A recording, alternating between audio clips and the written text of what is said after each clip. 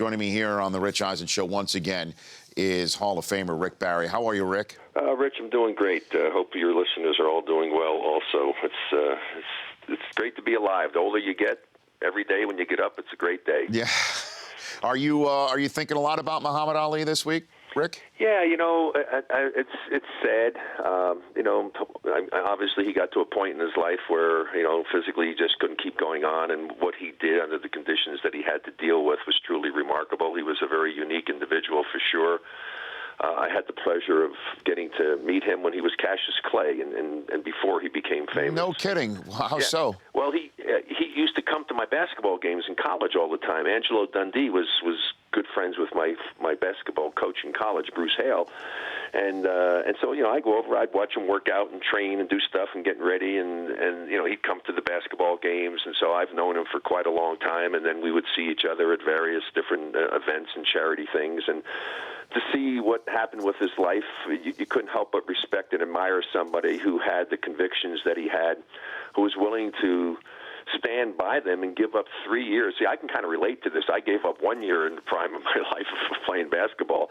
He gave up 3 in the prime of his life as the greatest heavyweight champion of his time. And a lot of people say maybe the greatest of all time. But a remarkable guy, a funny guy, very spiritual guy, just a really terrific person, and he did so many wonderful things, and he was an inspiration for so many people, not just in the black community. What was it like watching him train at that young age? Oh my God, he was.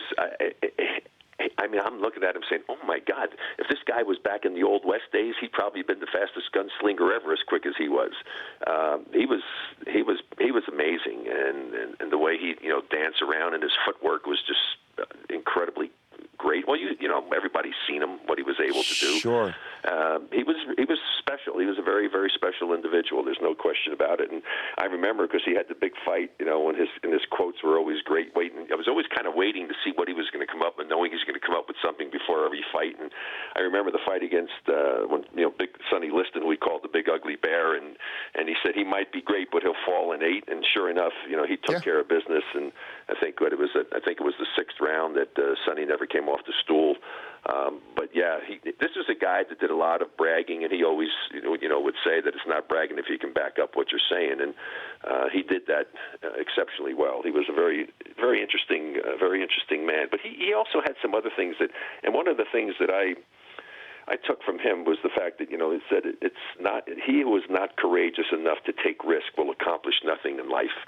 And, I always believed in that. And I was always a person of conviction. I've always, what I believed in, and I stood up for it. And, I've suffered quite a bit like he has in some respects with regard to that, because I've always spoken the truth. I've always tried to be honest about things. And, back in those days, for him and, for me as well, people weren't ready for athletes to take those kind of stands and be as strong in their convictions. And both of us paid a dear price. He paid a lot dearer price than I did, but we both paid prices for that. Rick Barry joining me here on the Rich Eisen Show. Do you think if at the time of Cassius Clay, he could have been a hoops guy? I mean, he was a big guy, Muhammad Ali. Yeah, I never did get him out on the court to check out and see if he had what his form was like. But I'm sure he would have been. He probably would have been very good because he was extremely athletic, very quick, and obviously in basketball, quick is always important too. Sure. Great footwork. So it would have been fun to see that. But I never did get a chance to see that. Yeah, that would have been quite something. So let's talk about the NBA Finals and tonight. LeBron's getting a lot of heat. Do you think it's deserved? No. What do people expect from this guy? I mean, even last year, I felt sorry for him last year. Not to the point that I wasn't rooting for the Warriors to win, but he was asked to do so much last year, and there was no way, after I watched him play and I was writing for the Examiner, I said there's no way that the Cleveland Cavaliers can beat the Golden State Warriors playing this kind of basketball. It was LeBron bring the ball up the floor, no passes, try to get a shot. If he couldn't, he'd throw it to somebody. They would shoot it. There was no ball movement. There was no real team play, and he had to do everything. And no one person can do everything to win. You have to have your teammates contribute. It's the same way, Rich. People always give I see these rankings, of players and how great they are, and they give points for guys who are on championship teams. What the hell is that? I mean, seriously, that's just being lucky enough to be on a team where you had teammates who were good enough to help you win a championship, because you can't win it by yourself. It just doesn't happen. And so I'm with Jerry West on this. I mean, give the guy a break, for heaven's sake. This guy's the greatest three to ever play the game. He was a phenom when I saw him in high school. When I saw him play a game that they televised when he was playing in high school, I said, oh, my God, this guy's going to be a great basketball player because he had such an incredible natural feel for the game and was so amazingly talented. The scary thing to me, Rich, is that he still has flaws in his game. And, I made a big deal about his shooting years ago. I've never got any credit for it, that he got his elbow in, and that helped him a lot. But he's still not where he needs to be, and there's still some other things he doesn't do well. And I say, well, maybe that's God's equalizer, because if he could do that, they might have to outlaw him. So, but in terms of what can be done now, what can be done now by Tyronn Lue and or James or whatever to try and get some footing here in this series that the Warriors have dominated so far? Yeah, well, but everybody's making such a big deal about it. What happened is what's supposed to happen. The home team won 2 games. Now, they did win them very convincingly and embarrassingly for Cleveland, but now Cleveland has to do what they're required to do, which is win at home. And so it's all going to come down to tonight's game to see what they're able to do. And if they don't win the game tonight, obviously nobody's ever come back from a 3-0 deficit, and so they're in big trouble. But if they win tonight, then they have to take care of business in the next game. So it's not as if it's something monumental that's taken place, although the odds are against them when it works this way. Boy, the team wins 2 games at home. But that's what's supposed to happen. Then they still have, if they can win these games, they have an opportunity to try to win one more game in Golden State to be able to win the championship, and that's the way it's designed. So it isn't anything extra special.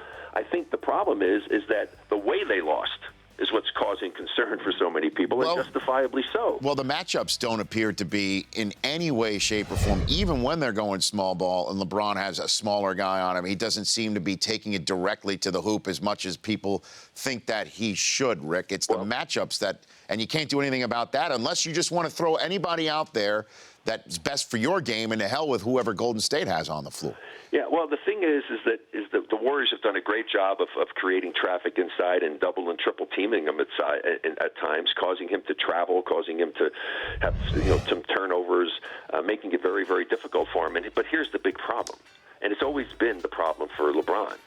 LeBron is not a great shooter, and if you're not a great shooter, okay, they're going to give you the shot, and he's not making a shot.